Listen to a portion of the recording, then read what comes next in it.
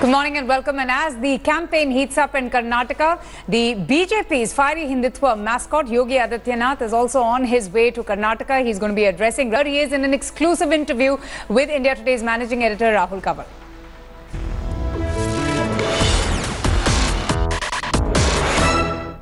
और भी अन्य जो तमाम प्रकार की खामियां थी उस मामले में सभी लोग अंदर बंद किए गए थे और उस पर कार्रवाई आगे चल रही है, आगे चलेगी भी।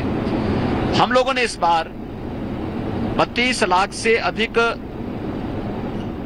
जो हमारे 1 साल से लेकर 15 साल तक के बालक बालिकाएं हैं उनको वैक्सीन हम लोग इस बार कंप्लीट कर चुके हैं। दूसरा, स्वच्छता का विशेष अभियान उन क्षेत्रों में प्रारंभ किया है। तीसरा, हम लोगों ने पूर्वी उत्तर प्रदेश के हर डिस्ट्रिक्ट हॉस्पिटल में पीडियाट्रिक्स का डिस्ट्रिक्ट हॉस्पिटल में 15 बेड का आईसीयू स्थापित कर दिया है। हर जिले में 2-3 सीएससी में एक पीकू की स्थापना हम लोग कर चुके हैं। बीआईडी मेडिकल कॉलेज में पीकू और नीकू दोनों को हम लोगों ने स्ट्रेंथन किया है। जो मैन पावर था, लगभग 600 पीडियाट्रिशियन को ट्रेनिंग करके इंसेफ्लाइटिस या इतने वेक्टर बॉर्न डिजीज की ट्रेनिंग हम लोग दे करके उसको हम लोग फील्ड में भेज रहे हैं। ऐसे ही पैरामेडिकल और नर्सिंग स्टाफ की भी हम ट्रेनिंग करके फील्ड में भेज रहे हैं, जिससे निचले स्तर पर बेहतर स्वास्थ्य की सुविधा लोगों को प्राप्त हो सके, निःशुल्क सुविधा प्राप्त हो सके। इस पूरी कार्य योजना को हम लोगों ने लागू किया है और मैं विश्वास के साथ कह सकता हूं, जापानी इंसेफ्लाइटिस न्यूनतम स्तर पर इस बार आएगी, इसी साल न्यूनतम स्तर पर आएगी। एक्यूट इंसेफ्लाइटिस को भी हम न्यूनतम स्तर पर लाने का प्रयास कर रहे हैं इसी साल। क्योंकि ऐसा ना हो, आपने हमसे वादा किया था कि मैं सारे यूपी के गड्ढे भर दूंगा और फिर यूपी के गड्ढे अभी भी हैं। गड्ढे हमने यूपी के भरे हैं। 1,20,000 किलोमीटर की सड़कों को गड्ढा मुक्त हमने किया है। बाकी सड़कों को गड्ढा मुक्त करने और नव निर्माण की प्रक्रिया भी हमारी प्रारंभ हुई है। सर, आपकी सरकार को अब 14 महीने हो गए। इस 14 महीने के शासनकाल के दौरान कई सारे इनकाउंटर हुए। आपने दावा किया कि कोई गलत आदमी नहीं मरा और अब तक ऐसा कोई चार्ज भी नहीं आया कि आपने किसी सिविलियन को मार दिया। लेकिन हम लोगों ने जब तहकीकात की, ग्राउंड रिपोर्ट्स की, तो हमने देखा कि जब कोई परिवार वाले ने शिकायत की कि मेरे बेटे को मार दिया, तो 70 साल के आदमी के खिलाफ गैंग रेप का चार्ज लगा दिया गया। मतलब वो शिकायत कर रहा है पुलिस से जाके कि मेरे बेटे को मार दिया। वो शिकायत पे तहकीकात होनी चाहिए, सही या गलत है। लेकिन जो परिवार वाले आरोप लगा रहे हैं, हमारी ग्राउंड रिपोर्ट में निकल के आया कि उन्हीं के ऊपर, जो कि बुजुर्ग आदमी है, उसी के ऊपर गैंग रेप का चार्ज लग गया। देखिए, ऐसा कुछ भी नहीं, एक भी घटना इस प्रकार के सामने नहीं आई है। देखिए, किसी भी निर्दोष को मारना ये पुलिस का काम नहीं, यह शासन का काम इस प्रकार का नहीं है। लेकिन अगर सामने से कोई अपराधी गोली चला रहा है तो पुलिस को आत्मरक्षा में गोली चलाने का अधिकार है। अभी आपने देखा होगा, एक बहुत बड़ा अपराधी यूपी और हरियाणा की एसटीएफ की संयुक्त कार्रवाई में सरेआम बाजार में मारा गया।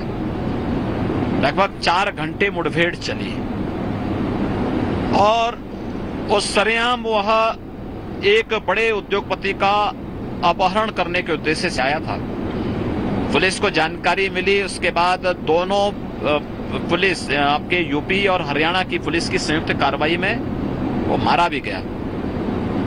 अब इस प्रकार की घटनाओं को कोई व्यक्ति ट्विस्ट करें तो मुझे लगता है उसके लिए कोई जवाब नहीं हो सकता। मैं इस बात को कह सकता हूं कि हमारी सरकार किसी भी व्यक्ति के साथ जाति, मत, मजहब या लिंग के आधार पर कोई भेदभाव न की है और न करेगी।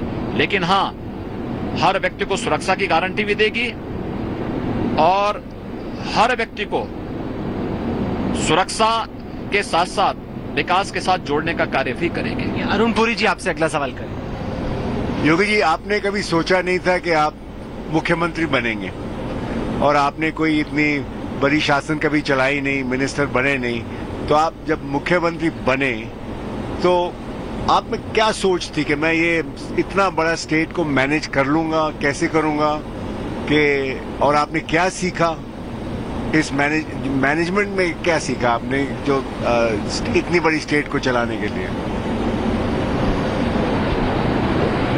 देखिए, मैं सही बात बताऊं तो सही कह रहे हैं आप कि मैंने कभी सोचा भी नहीं था कि मैं मुख्यमंत्री बनूंगा, न मैं इस दौड़ में था।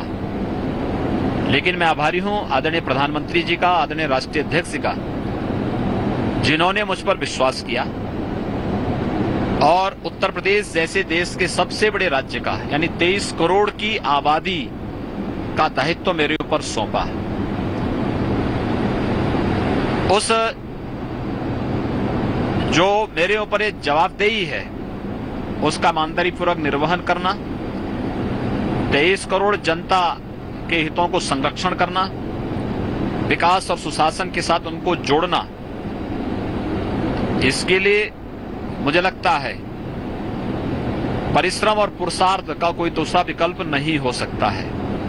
हम लोग अहर्निश प्रयास कर रहे हैं और जो मैंने पहले भी बताया कि जब सत्ता में आने से पहले हम लोग कहां थे, आज कहां पर हैं। बहुत सारे मामलों में यूपी कहीं पता ही नहीं था, कहीं 17वें पायदान पर था, कहीं 23वें था, कहीं उसका कहीं अता पता नहीं था, आज नंबर 1 पर है। अगर हम सफल हो पा रहे हैं तो हमारे सामने एक रोल मॉडल था आदरणीय मोदी जी की केंद्र की सरकार का। सही माने मैं शासन में कहीं किसी भी पद पर कभी नहीं रहा, एक सांसद के रूप में कार्य करता था, एक मठ को संचालित करता था, यही तो मेरे पास कार्य थे ना, बाकी मेरे पास कोई दूसरा कार्य तो नहीं था। आज हम सफलतापूर्वक यूपी को संचालित करने में, आगे बढ़ाने में सफल हुए हैं। तो प्रधानमंत्री मोदी जी की कार्य पद्धति को देख करके, केंद्र सरकार की कार्य पद्धति को देख करके, उसका अनुसरण करके हमने उसी तर्ज पर यूपी को चलाना प्रारंभ किया है। उसके परिणाम सामने आए हैं, बेहतर परिणाम और सामने आएंगे। जो मैं पूछना चाहता था कि आपका जो सीक्रेट क्या है मैनेजमेंट का, क्या स्टाइल है? मोदी जी का अपना स्टाइल है मैनेजमेंट करने का, आपको पता है। आपका क्या है कि आप लोगों को काम दे देते हैं और उनको करने देते हैं या खुद करते हैं? आपकी डिसीजन मेकिंग आपकी सेंट्रलाइज्ड है कि डेलीगेट करते हैं? आपका क्या स्टाइल है इसमें? देखिए, हर एक व्यक्ति का अपना कार्य करने का तरीका होता है और उत्तर प्रदेश के हित में जो आवश्यक होता है उस प्रकार का कदम उठाना है। मैंने हर मंत्रालय को एक फ्रीडम भी दी है, लेकिन हर 15 दिन में मैं उस मंत्रालय की फीडबैक भी लेता हूं, उनके साथ बैठता भी हूं, उनके द्वारा किए जाने वाले कार्यों के बारे में उसकी समीक्षा भी करता हूं और फिर उसके अनुसार जहां पर कोई कमी रह जाती है तो उसको ठीक करके आगे बढ़ने का प्रयास भी करता हूं। योगी जी, अब तक आपके पीएम से किसी मुद्दे पे मतभेद हुए? मतभेद का कोई सवाल ही नहीं होता है और मुझे लगता है कि विकास और सुशासन आदरणीय प्रधानमंत्री जी का भी लक्ष्य है, उसी पे बढ़ रहे हैं और मुझे लगता है इसीलिए मैं यूपी में मैं भी आया हूँ। पर क्या आपने चीफ मिनिस्टर बनने के बाद अपने आप को बदलने की कोशिश की है? पहले आपकी पार्टी के भीतर एक छवि थी कि बहुत जिद्दी है, मन बना लेता है, तो कोई भी इसको कुछ भी बोल दे तो बदलता नहीं है। चूंकि अब आप चीफ मिनिस्टर नहीं, ये जो सारे आपकी पर्सनैलिटी ट्रेट्स हैं आप चेंज कर रहे हैं। देखिए, मैं जो पहले था वही आज भी हूँ। नहीं, काफी बदल गए हैं। नहीं, मैं कुछ भी बदला नहीं हूँ। हाँ, इतना बदलाव जरूर आया है। पहले एक फ्रीडम था, उस फ्रीडम को मैंने प्रदेश के हित में, शासन के हित में काफी उसको रोकने का प्रयास किया है। अब मैं इस बात का प्रयास करता हूं कि मुझे 23 करोड़ लोगों की भावनाओं को देखना है, 23 करोड़ लोगों के बारे में सोचना है, उनके डेवलपमेंट के बारे में सोचना है, प्रदेश में सुशासन के बारे में सोचना है और उस दिशा में प्रयास कर रहा हूं। अच्छा, ये चीज बताइए, मायावती जी की पार्टी से स्वामी प्रसाद मौर्य आपके पास आए। हाल ही में उन्होंने बयान दिया कि मायावती के वक्त पे सरकार बड़ी अच्छी चलती थी, क्योंकि जो सरकार है वहां पे मायावती जी की बड़ी अच्छी नजर रहती थी। अब इस सब का क्या मतलब निकाला जाए? अब तो आपके मंत्री हैं, आपकी पार्टी में है। हाँ, तो उन्होंने उनका पूरा उन्होंने एक्सप्लेन कर ही दिया था। उन्होंने कहा कि देखिए, उन्होंने कंपैरिजन किया बीजेपी, सपा और बसपा के सरकारों का। उन्होंने इस बात को कहा कि समाजवादी पार्टी से अच्छी बसपा की सरकार थी, और उससे अच्छी बीजेपी की सरकार है।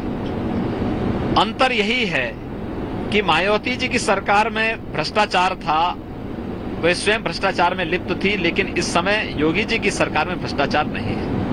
ये भी उन्होंने एक्सप्लेन किया था, मुझे लगता है आप लोगों ने देखा। कर्नाटक का चुनाव कितना अहम है? योगी आदित्यनाथ एक कैंपेनर के तौर पे भारतीय जनता पार्टी के लिए और 2019 से पहले भारत की राजनीति की दिशा तय कर। देखिए, कर्नाटक कांग्रेस का एटीएम हो गया है, क्योंकि ज्यादातर सरकारें इनकी जा चुकी हैं। उत्तर में अगर आप यहां पश्चिम में देखेंगे तो अपना जो है उत्तर में पंजाब इनके पास एकमात्र बचा हुआ है और दक्षिण में कर्नाटक बचा है। स्वाभाविक रूप से कर्नाटक आज कांग्रेस की लूट खसोट, अराजकता और भ्रष्टाचार का एक अड्डा बन गया है। वहां की जनता को राहत देने, किसानों के जीवन में खुशहाली लाने और आम जनजीवन के जीवन को बेहतर बनाने की दिशा के लिए भारतीय जनता पार्टी आवश्यक है।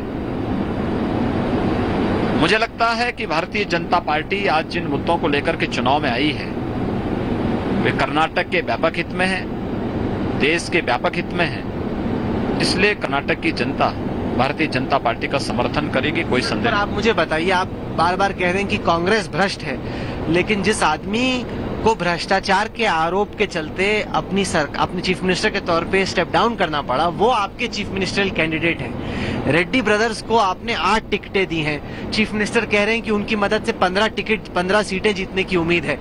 तो ऐसे में बीजेपी कांग्रेस के भ्रष्टाचार की बात कैसे करे? देखिए, भारतीय जनता पार्टी का एक भी प्रत्याशी के ऊपर कोई गंभीर आरोप नहीं है।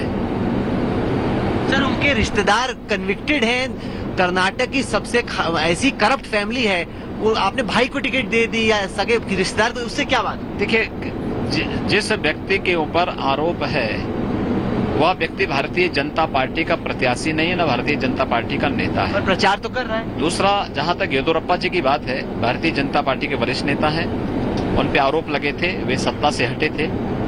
आज उनके ऊपर कोई आरोप नहीं है, उन आरोपों से मुक्त हो चुके हैं। मुझे लगता है कि आरोप लगना एक बात है, लेकिन आरोप जब से मुक्त हो चुका हो फिर उसको आरोपी नहीं कहा जाना चाहिए। योगी जी, आप कर्नाटक हार जाएं तो भाजपा के ऊपर क्या असर पड़ेगा आपके ख्याल में, और मोदी जी के ऊपर क्या असर पड़ेगा? देखिए, आपका जो ये प्रश्न है, मुझे लगता है यह एक कल्पना मात्र है और एक कल्पना साकार नहीं हुआ करती है। भारतीय जनता पार्टी कर्नाटक चुनाव जीतेगी, प्रचंड बहुमत से जीतेगी। कांग्रेस के इस अंतिम दुर्ग को ढहा करके भारतीय जनता पार्टी कर्नाटक में भी विकास और सुशासन लाने में सफल होगी। योगी जी, आप जुड़े हमारे साथ, इसके लिए आपका बहुत बहुत शुक्रिया। तो ये थी उत्तर प्रदेश के मुख्यमंत्री योगी आदित्यनाथ से खास मुलाकात। देश और दुनिया की बाकी खबरों के लिए आप देखते रहिए आज तक। हमें